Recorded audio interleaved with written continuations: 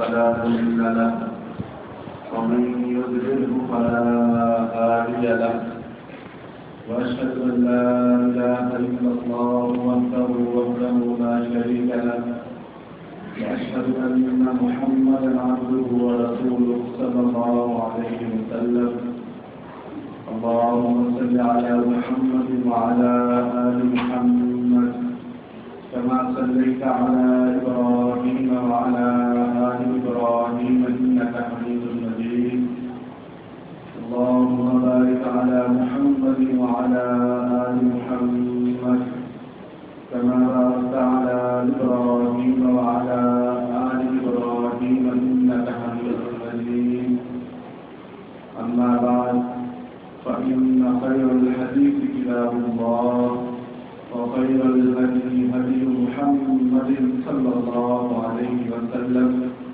وشر الأمور محدثاتها وكل محدثة بدعة وكل بدعة ضلالة وكل ضلالة في النار. أعوذ بالله من الشيطان الرجيم. بسم الله الرحمن الرحيم. يا أيها الناس اتقوا ربكم الذي خلقكم من نفس واحدة وخلق منها زوجها وبث منهما رجالا كثيرا ونساء واتقوا الله الذي تساءلون به والأرحام إن الله كان عليكم رقيبا. يا أيها الذين آمنوا اتقوا الله حق تقاته ولا تموتن إلا وأنتم مسلمون. يا أيها الذين آمنوا اتقوا الله وقولوا قولا سديدا يصلح لكم أعمالكم ويغفر لكم ذنوبكم ومن يطع الله ورسوله فقد فاز فوزا عظيما. رب اشرح لي صدري ويسر لي أمري واحلل عقدة من لساني يفقهوا قولي. قابل قدر معزز سامعین و سامعات، اللہ ہم سب کا خالق و مالک ہے. دنیا کے اندر جتنے بھی تاریخی کلمات ہیں، کبریائی اور بڑائی کے جملے ہیں، ان سب کا حقیقی مستحق اللہ تعالیٰ ہے. درود و سلام ہو ہمارے حقیقی پیر و مرشد محسن و مربی پیشوا مقتدی سید الربانی علیہ سید جناب محمد رسول اللہ صلی اللہ علیہ وآلہ وسلم کی ذات اقدس پر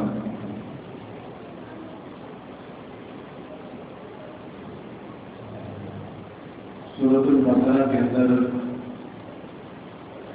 ہم اس مقام پر پہنچے ہیں تفسیر کے اندر کہ نہ اللہ تعالیٰ نے اس کے آغاز سے شروع سے پہلے مومنین کا تذکرہ کیا، پھر اس کے بعد کفار کا، پھر اس کے بعد اللہ نے منافقین کا تذکرہ کیا. 18 آیت تک جہاں پر پچھلی ملاقات اور خطبے کے اندر اختتام ہوا تھا.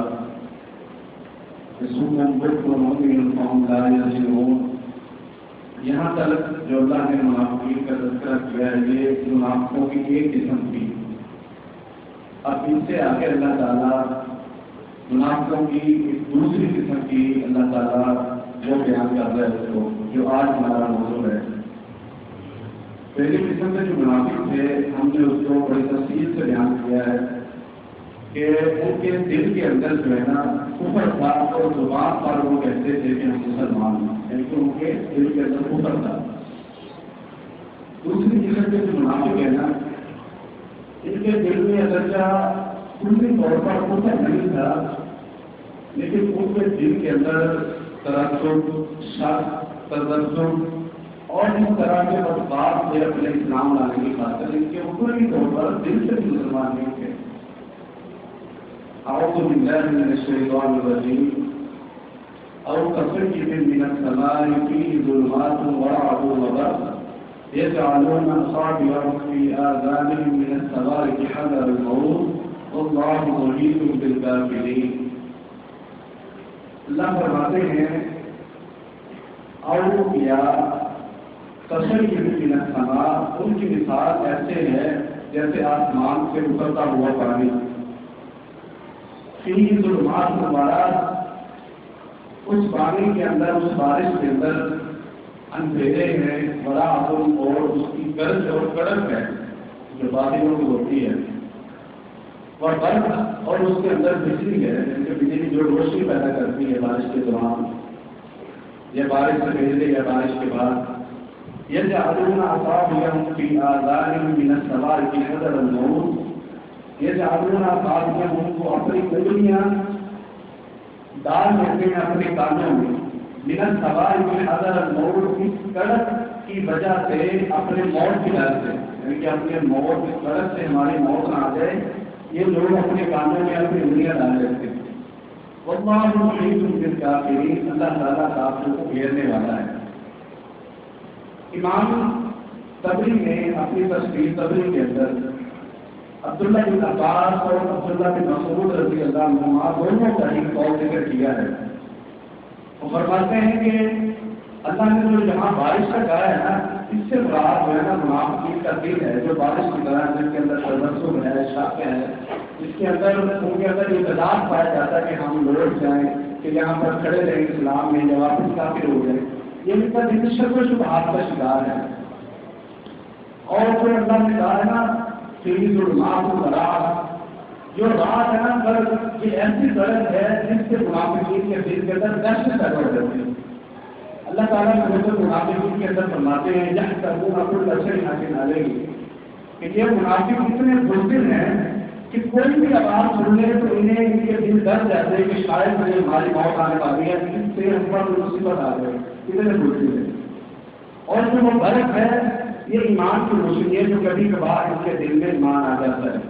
یہ اللہ تعالیٰ نے ان دوسری قسم کے منافقین کے دل کا حالات بتائے ہیں کہ ان کے دل کے حالات کیسے ہیں، اور حقیقت میں یہ کیا ہے. اور ظلمات مبارک برق، اس آسمان سے جو گرنے والی بارش ہے، اس سے مراد اسلامی احکامات ہیں جو دیر در دیر بارش قطروں کی طرح دنیا میں اتر رہے تھے، اور اللہ کے احکام اسلام کی صورت میں دنیا کے اندر نازل ہو رہے تھے. ان ظلمات کو برق، یہ جو اندھیرے اور کڑک ہیں، یہ وہ مشکلات اور مصیبتیں تھیں جو مسلمانوں کو اسلام پر عمل کرنے، اسلام کی اشاعت کرنے اور اسلام کے نفاذ کے اندر پیش آ رہی تھی.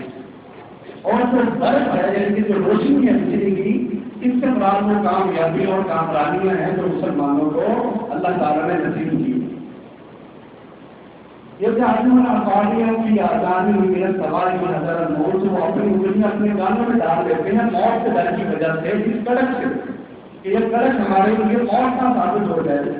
اس سے مراد یہ کہ جب کبھی اسلام پر کوئی مصیبت آتی تو یہ لوگوں کو پیچھے ہٹ جاتے ہیں. مثال کے طور پر اللہ اس مثال کو بیان کر رہا ہے کہ اپنی انگلیاں اپنے کانوں میں ڈال دیتے. مراد یہ بھی کہتے ہیں رسوائی کچھ نہ نہیں، مراد یہ کہ ہم اس سے بالکل باخبر نہیں ہے، ہم بے خبر نہیں ہیں، بالکل ہمارا اس سے کوئی لینا دینا. جب اسلام پر مصیبت آتی یہ بالکل پیچھے ہٹ جاتے ہیں. واللہ محیط بالکافرین، اللہ کہتا ہے کہ اللہ کو کافروں کو گھیر لینے والا ہے. سورۃ البروج کے اندر اللہ فرماتے ہیں هل اتاک حدیث الجنود، کیا آپ کو پتہ ہے ان لشکروں کے معاملے کا. اللہ اپنے نبی کو کہہ رہے ہیں محمد صلی اللہ علیہ وسلم کو.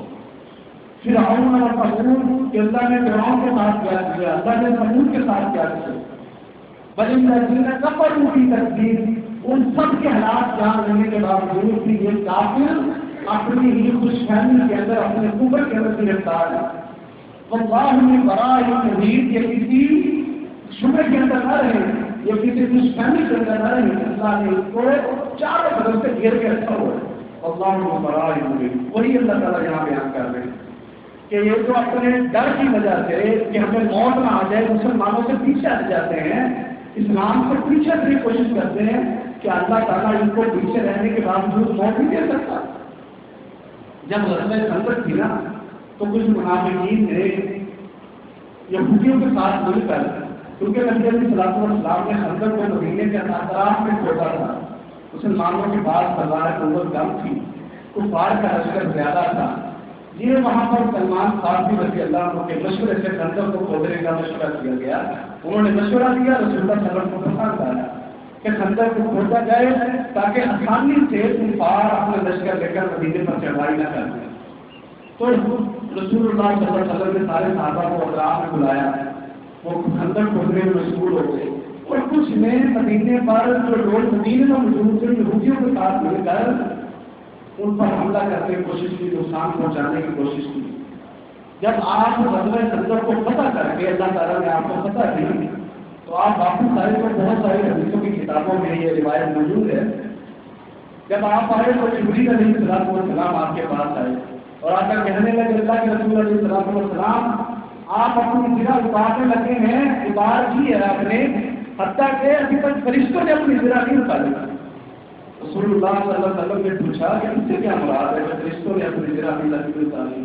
کہا حضرت آپ نے اپنے ظاہری دشمنوں کو اجازت نہیں دی ہے، اٹھیں اب آپ کے تین پیچھے جو بار کر رہے تھے اللہ تعالیٰ نے کہا کہ ان کو ختم کر کے آؤ اور چلتے ہیں۔ یعنی کہ اللہ تعالیٰ یہاں پر بتا رہے ہیں کہ اللہ کہ ہم یہ منافق یہ سمجھتے ہیں کہ ہم اگر وقتی طور پر اسلام سے پیچھے ہٹ جائیں گے تو شاید ہماری جان بچ جائے گی۔ اللہ تعالیٰ کہہ رہے ہیں کہ اللہ تعالیٰ اس چیز پر قادر ہے کہ اگر وہ اپنے گھروں میں بیٹھے رہیں اللہ ان کو وہاں بھی موت دے سکتا ہے۔ واللہ محیط بالکافرین۔ اس کے بعد اللہ فرماتے ہیں کہ قریب ہے کہ اللہ تعالیٰ ان کی آنکھوں کو اونچا ملے، یعنی کہ ان کی بینائی کو چھین لے۔ یہ بجلی یہ کڑک جو ہے نا ان کی بینائی کو چھین لے، قریب ہے۔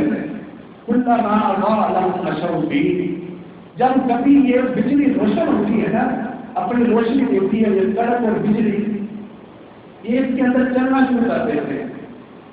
وَإِذَا أَظْلَمَ عَلَيْهِ الْقَامُرُ، جب کبھی یہ بجلی ختم ہو جاتی ہے، روشنی ختم ہو جاتی ہے، اندھیرا آ جاتا ہے تو یہ ٹھہر جاتا ہے۔ امام ابن کثیر رحمہ اللہ نے لکھا ہے اس سے مراد یہ ہے کہ یہ جب اسلام پر آسانی آتی ہے تو یہ کہتے ہیں ہم تو تمہارے بھائی ہیں، یہ اسلام پر پختہ ہو جاتے ہیں، پکے ہو جاتے ہیں۔ جیسے آج کل ہم کہتے ہیں نا جب ہمارے مطلب کی بات ہو نا تو ہم کہتے ہیں دین اسلام کو رہنے والے لوگ ہمیں پتہ ہوتا ہے کہ یہ ہمارا مطلب یہاں سے نکلے گا، ہمارا مطلب یہاں سے نکلے گا۔ اور جب ہم نے دین اسلام کی بات نہ مان لیں تو ہم کہتے ہیں نہیں جی اسلام میں تو اللہ نے یہ بھی کہا ہوا ہے، ہم اپنے آپ کے معاملات کو دیکھیں گے، پھر ہم نہیں دیکھتے، پھر کبھی برادری کا بہانہ لگاتے ہیں، کبھی گھر کا بہانہ لگاتے ہیں، کبھی اپنے اسٹیٹس کا بہانہ لگاتے ہیں۔ اسی طرح اللہ تعالیٰ یہ بیان کروا کہ جب آسانی آتی تو وہ کہتے ہیں اس میں چلنے سے کیا مراد ہے روشنی، تو اسلام پر عمل کرنا شروع کر دیتے ہیں، اسلام پر پختہ ہو جاتے ہیں۔ اور جب کبھی مصیبتیں آتی تو یہ پیچھے ہٹ جاتے ہیں۔ سورہ حج کے اندر اللہ تعالیٰ بیان فرماتے ہیں وَمِنَ النَّاسِ مَن يَعْبُدُ اللَّهَ عَلَىٰ حَرْفٍ فَإِنْ أَصَابَهُ خَيْرٌ اطْمَأَنَّ بِهِ وَإِنْ أَصَابَتْهُ فِتْنَةٌ انقَلَبَ عَلَىٰ وَجْهِهِ خَسِرَ الدُّنْيَا وَالْآخِرَةَ ذَٰلِكَ هُوَ الْخُسْرَانُ الْمُبِينُ۔ اللہ بیان فرما رہے ہیں کہ آپ لوگوں میں سے وہ جو اللہ کی عبادت کرتے ہیں ایک کنارے پر، جب ان کو کوئی خیر پہنچتی ہے تو وہ کہتے ہیں کہ ہاں ٹھیک ہے، جب ان کو کوئی مصیبت پہنچتی ہے تو ان کا دل فتنے کے اندر مبتلا ہو جاتا ہے۔ خسرت دنیا والآخرہ، اللہ کہہ رہے کہ یاد رکھو یہ تو دنیا اور آخرت دونوں کا خسارہ ہے۔ ذالک هو الخسران المبین، یہ واضح طور پر سب سے بڑا خسارہ ہے۔ یہ کیا بات ہوئی کہ جب آسانی آئی تو ہم نے میٹھا میٹھا ہف ہف اور کوڑا کوڑا چھوٹ چھوٹ، کہ جب آسانیوں کی بات آئی، لینے کی بات آئی تو دین اسلام بہت اچھا ہے، کہ جب دین اسلام کو دینے کی بات آئی تو پھر ہم کہیں کہ ہم کون ہوتے دین پر عمل کرو، دین کو بچانے والے۔ ہماری کام پر ذمہ داری ہوتی ہے کہ ہم دین کی حفاظت کریں، ہماری کام پر ذمہ داری ہوتی ہے کہ ہم دین کی اشاعت کریں۔ ہم پر کہاں ذمہ داری عائد ہے کہ ہم رسول اللہ صلی اللہ علیہ وسلم کی آن اور آپ کی بات اور آپ کی عزت کی حفاظت میں اپنا قدم بڑھائیں۔ ہمیں کام پر ہم پر ذمہ داری عائد ہوتی ہے کہ جب اسلام آپ سے مال مانگے تم اپنا مال ابو بکر صدیق، عثمان غنی، خالد بن ولید، عمر بن خطاب، علی المرتضیٰ، سعد بن ابی وقاص، عبد الرحمن بن عوف، صحابہ کرام جیسا اپنا جذبہ پیش کریں۔ ہم پر کہاں ذمہ داری عائد ہوتی ہے کہ جب اسلام آپ سے عبادت مانگے کہ اوپر میرے لیے اور جا کے میرا کلمہ دنیا کے اندر بلند کرو، ہم لوگ کام سب یہ کرتے ہیں؟ ہم نہیں کرتے۔ ہم کہتے ہیں کہ یہ جو مخصوص طبقے کی ذمہ داری ہے، اسلام کا دفاع بھی وہ کرے۔ جب ہم نام دان کریں تو وہ بچائیں بھی اسلام کو، جب ہم اعتراض کریں تو وہ ہمارے اعتراض کو دور کریں، جب ہمارا اعتراض نکالنے کو دل کرے تو ہم اسلام پر تو نہیں نکال سکتے، مخصوص طبقے پر نکالیں۔ سفیان بن عبداللہ رضی اللہ عنہ صحابی، صحیح مسلم کے اندر روایت ہے، وہ بیان کرتے ہیں کہ ایک دن میں رسول اللہ صلی اللہ علیہ وسلم کے پاس گیا، میں نے جا کر کہا کہ کلی فی اسلامی لا اسأل عنہ احد غیر، یہ بات بہت قابل غور ہے، سننے والی ہے۔ وہ بیان فرماتے ہیں کہ میں رسول اللہ صلی اللہ علیہ وسلم کے پاس گیا اور میں نے جا کر آپ سے کہا کہ اللہ کے رسول مجھے اسلام کے بارے میں ایسی بات بتائیے کہ اس کے بعد مجھے کسی سے وہ بات پوچھنے کی ضرورت نہ پڑے، مجھے اسلام کے بارے میں ایسی بات بتلائیے کہ جو آپ مجھے بتائیں گے اس کے بعد اس بات کے متعلق مجھے کسی سے مزید پوچھنے کی ضرورت نہ پڑے۔ رسول اللہ صلی اللہ علیہ وسلم نے فرمایا قل آمنت باللہ ثم استقم، کہ جب تم یہ کہہ دے کہ میں اللہ پر ایمان لے کے آؤں پھر اس پر ڈٹ جائے، اس پر ڈٹ جائے، یہ بات مجھے کسی اور سے پوچھنے کی ضرورت نہیں، پھر ڈٹ جائے۔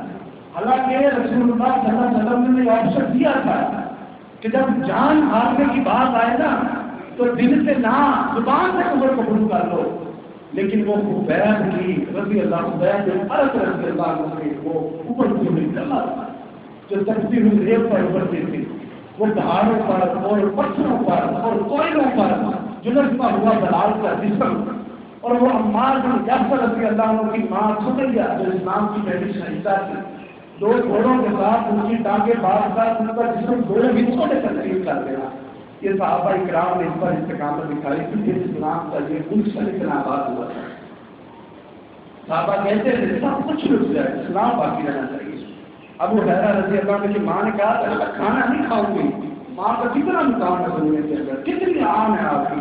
رسول اللہ صلی اللہ علیہ وسلم نے فرمایا مال دانیہ بھی ہو نعوذ باللہ من ذلک پھر بھی اس کی قدر آپ پر واجب ہے، لیکن جب ایمان کی بات آئے ابو ہریرہ رضی اللہ عنہ سے کہا ماں نے، ابو ہریرہ دین چھوڑتے ورنہ بھوک نہ جاؤں گی، اس نے کہا ماں کھانا کھا لے، ہر قیمت ادا کرنے پر تیار ہوں، لیکن اگر یہ کہے کہ میں محمد صلی اللہ علیہ وسلم کا کلمہ چھوڑ دوں، اگر تو ایک ماں ہے میرے جیسی 100 مائیں ہوں اور ہر ماں کی جان میری آنکھوں کے سامنے نکل جائے پھر بھی میں اپنے دین کو چھوڑ دوں۔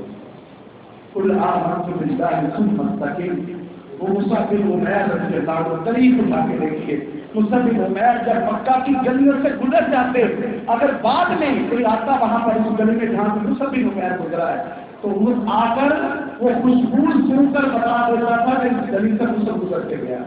وہ مکہ کا شہزادہ جب مدینے آیا ہجرت کر کے اسلام قبول کرنے تو جسم پر حضور کی ایک داڑھ تھی، لوگوں نے اپنے کپڑے بھی اتار لیے تھے، مصعب جو کپڑے پہنتے تھے، زندگی میں جو جوڑا ایک بار پہنا کفر کے اندر دوبارہ زندگی میں کبھی وہ جوڑا پہننے کی باری نہیں آئی، لیکن جب اسلام قبول کیا گھر والوں نے کپڑے بھی اتار دیے، انہوں نے اتار دیے کپڑے۔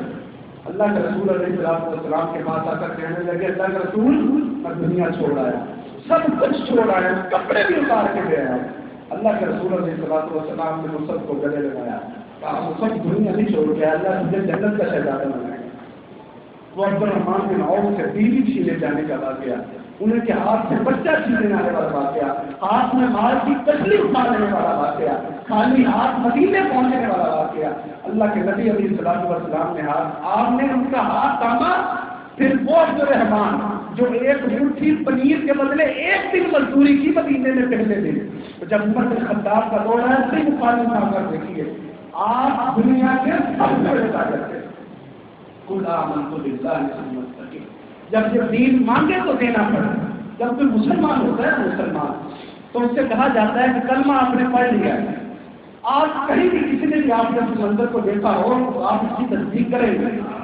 جب کوئی مسلمان ہوتا ہے نا تو اس سے کہا جاتا ہے کہ اب آپ مسلمان ہو گئے، آپ نے پہلا رکعت کلمہ پڑھ لیا ہے، اس کے بعد آپ نماز پڑھیں گے 5 وقت کی، اس کے بعد آپ روزے رکھیں گے 3، اگر آپ کے پاس مال ہے تو آپ سالانہ زکات ادا کریں گے، یہ آپ پر فرض ہے، اگر آپ کا اللہ نے صفات کی ہے تو زندگی میں ایک بار آپ کے اوپر حج فرض ہے۔ اپنی ایمانداری سے بتائیے، اپنے دل پر ہاتھ رکھ کے بتائیے کہ ہم اس وعدے کی کتنی پاسداری کرتے ہیں۔ کہ اسلام کی نعمتیں لینے کے لیے ہم آگے آتے ہیں. کلما اضاء لهم مشوا فيه، جب اسلام ہمیں دیتا ہے ہم پاک کر آگے جاتے ہیں. جب اسلام کہتا ہے کہ مجھ پر عمل کرو، پھر ہم کہتے ہیں میرے پاس 100 مجبوری ہیں، میری کاروبار کی مجبوری، پوری تجیب کی مجبوری، میرے کپڑے کرتے ہیں. بھائی آپ گندیلے ہیں، ہر وقت گندیلے رہتے ہیں. پوچھیں کہ آپ نماز آئے نماز پڑھے تو میرے کپڑے کرتے ہیں. کپڑے کیا کرتے ہیں؟ جب آپ جب کہتے ہیں کہ ہم سے طہارت کے احکام سیکھ لو تو کہتے ہیں مولوی گندی باتیں کرتے ہیں. ہم کہتے ہیں نماز پڑھو تو وہ کہتے ہیں کپڑے گندے. ہم کہتے ہیں ہم بتاتے ہیں کپڑے کیسے صاف ہو گئے، وہ کہتے ہیں نہیں مولوی گندی باتیں کرتے ہیں، ممبر پر کھڑے نہیں کہتے ایسے لوگ. ہم کہتے ہیں یار یہ دین ہے، یہ اسلام ہے، یہ قرآن ہے، یہ رب کا کلام ہے، یہ محمد کی صلی اللہ علیہ وسلم کی باتیں. وہ کہتے ہیں نہیں اپنی طرف سے چھوڑ. اس پر ہم کیوں ہوتے ہیں؟ اپنے ارد گرد نظر دلائیے، ہمارے گھر کے اندر 5 7 10 12 15 کتنے افراد ہو، کیا سب نماز پڑھتے ہیں؟ ہم نے دین کے اوپر جو عمل کیا اس پر جو ہم نے ایسے کیا کتنا پورا ہوتا ہے. جب بات ہوتی ہے ہم کہتے ہیں مسلمان. میں نے ایک عیسائی سے پوچھا ہمارے شہر کے اندر ہے وہ مسجد کی نا بات روم جو پبلک پلیس پر بنی مسجد. میں نے اس سے پوچھا ایسے بات ہو رہی کیونکہ وہ مسجد میرے قریبی جو ساتھی ہیں ان کو وہ اسلامی ہے اس کی، وہاں میں آتا جاتا رہتا ہوں. ایسے لوگ باہر بیٹھا ہوتا ہے دروازے پر، وہ عیسائی ہے. ایسی باتوں میں نے پوچھا، میں نے اس سے کہا کہ بھائی آپ میاں چلو کے اندر کتنی شرابیں بناتے ہیں اور آپ اس سے کتنی پیسے کماتے ہیں، آپ پولیس کو بھی کھلاتے ہیں اور آپ یہ کتنا ناجائز کام کرتے ہیں. یہ چیز تو آپ کے مذہب میں بھی حرام ہے نا، آپ کو بھی پتہ ہے مجھے بھی پتہ ہے. وہ کہنے لگا آج مجھے یہ بتائیں کہ ہم تو بناتے ہیں اور پیتا کون ہے؟ اور پیتا کون ہے؟ ہم پیتے ہیں. ہم تو تھوڑے سے ہیں، 1 2 بستیاں ہیں، چند گلیوں کی ہماری اس شہر کے اندر، اور جو ہم لاکھوں کروڑوں کا بزنس کرتے ہیں شہر کے اندر وہ پیتا کون ہے؟ کیا جواب دیں ہم اس کو؟ اللہ کہتا ہے کہ میں بندہ ہوں کافرین، میں کافروں کو گھیرنے والا ہوں. اور اللہ نے گھیر کے دکھایا جب اللہ کے کافروں کے مقابلے میں اللہ کے بندے کھڑے. اپنے دل پر ہاتھ رکھیے کہ ہم اللہ کے بندے کہلانے کے لائق ہیں. جب مسجد سے صدا آتی ہے اللہ اکبر اللہ اکبر، اشہد ان لا الہ الا اللہ، اشہد ان لا الہ الا اللہ، اشہد ان محمد رسول اللہ، حی علی الفلاح حی علی الفلاح، آؤ نماز کی طرف، آؤ کامیابی کی طرف. ہم نہیں آتے، ہم نہیں آتے. پھر کہتے ہیں کہ یہ عذاب کیوں ہے، ہم پر یہ مصیبتیں کیوں ہیں، مسلمان کمزور کیوں؟ اور مسلمان کمزور اس لیے ہے اس نے رب کا بندہ بننے سے انکار کر دیا. اللہ تعالیٰ قرآن مجید میں فرماتے ہیں تو ہر خطبے میں پڑھے جانے والی آیت یا ایھا الذین آمنوا اتقوا اللہ حق تقاته ولا تموتن الا وانتم مسلمون. اے وہ لوگوں جو ایمان لے کے آئے ہو اللہ کا تقوی اختیار کرو اور اللہ سے ڈرتے رہو. ولا تموتن الا وانتم مسلمون، تمہیں موت نہ آئے اس حالت میں موت آئے کہ تم مسلمان ہو. اور مسلمان کا مطلب یہ ہوتا ہے جو سب کو نکال دیتا ہے. کاروبار میں 2 نمبریاں کریں اور پھر ہم جھوٹ بولیں، جھوٹی گواہی نہ دیں، غلط گلوچ کریں. ہم قرآن کو ہاتھ نہ لگائیں، محمد صلی اللہ علیہ وسلم کی سنتوں کو ہاتھ نہ لگائیں، اس پر عمل نہ کریں. پھر اللہ ہم پر اپنی رحمتوں کا نزول کس طرح کر سکتا ہے، کس سبب کر سکتا ہے. اللہ کہتا ہے کہ وَلَوْ شَاءَ اللَّهُ لَذَهَبَ بِسَمْعِهِمْ وَأَبْصَارِهِمْ إِنَّ اللَّهَ عَلَىٰ كُلِّ شَيْءٍ قَدِيرٌ. اللہ فرماتے ہیں کہ اللہ چاہے نا تو ان کی سماعتیں اور بصارتیں لے جائے. جس طرح پچھلے قسم کی منافقوں کے اللہ تعالیٰ نے ان کی بصارتیں، ان کا دل، ان کی کانیں، ان کی آنکھوں پر اور پکا دی تھی. لیکن اللہ کا یہ دستور ہے کہ جو جس قدر گزرا ہے اس کو زیادہ نہیں کرتے. یہ اللہ کی تنبیہ ہے، یہ اللہ کی طرف سے وارننگ ہے کہ آپ باز آ جائیں، آپ اللہ کی طرف لوٹ آئیں. اللہ اس چیز پر کرنے پر قادر ہے. آپ کو پتہ ہے قدیر کا مطلب کیا ہوتا ہے؟ مکمل طور پر قدرت رکھنے والا. یہ مبالغہ کا جملہ کرنے والا، اس چیز پر قدرت، یہ تو قادر کا معنی ہے. قدیر کا مطلب ہوتا ہے مکمل قدرت رکھنے والا. اللہ تعالیٰ ہر چیز پر مکمل قدرت رکھنے والا. اور روزے قیامت نا آخری بات انشاءاللہ، روزے قیامت اللہ تعالیٰ کا ہر واحد کو نا پل صراط پر گزرنے کے وقت اللہ ایک نور دے گا. ہم اللہ سے دعا کرتے ہیں کہ اللہ تعالیٰ ہمیں ان لوگوں میں شامل کرنا. اللہ روزے قیامت نا صراط مستقیم پر گزرنے کے لیے ہر بندے کو روشنی دے گا، ہر بندے کو اپنے اپنی روشنی دے گا.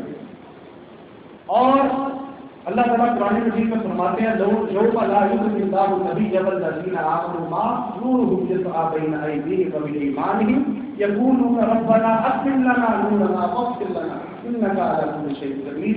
یہ سورۃ حمیم کی آیت ہے۔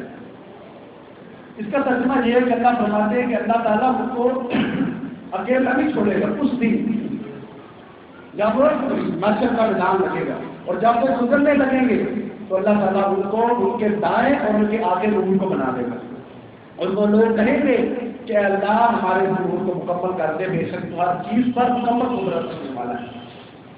مستدرک حاکم کے اندر ابن عباس رضی اللہ عنہ کی روایت ہے اس آیت کی تفسیر میں وہ فرماتے ہیں کہ روز قیامت میں اللہ تعالیٰ اس صراط پر گزرنے کے لیے ہر ایک کو نور دے گا، لیکن جو منافق ہوں گے نا ان کا نور وہاں پر چلنے سے جب وہ اس کے اوپر آ جائے نا اس صراط پر تو ان کا نور غائب ہو جائے، اس کو دیکھ کر جو مومن ہوں گے نا وہ بھی گھبرا جائیں گے، پھر وہ دعا کریں گے یا اللہ جو اللہ نے یہاں پر قرآن مجید کو بیان کی ہے یقولون ربنا اتمم لنا نورنا واغفر لنا، اے اللہ جیسے اس کا نور بجھ گیا میرا نور نہ بجھا، اے اللہ مجھے جنت تک ثابت قدم رکھنا، یا اللہ میرے نور کو قائم رکھنا، اتمم لنا نورنا ہماری روشنی کو قائم رکھنا۔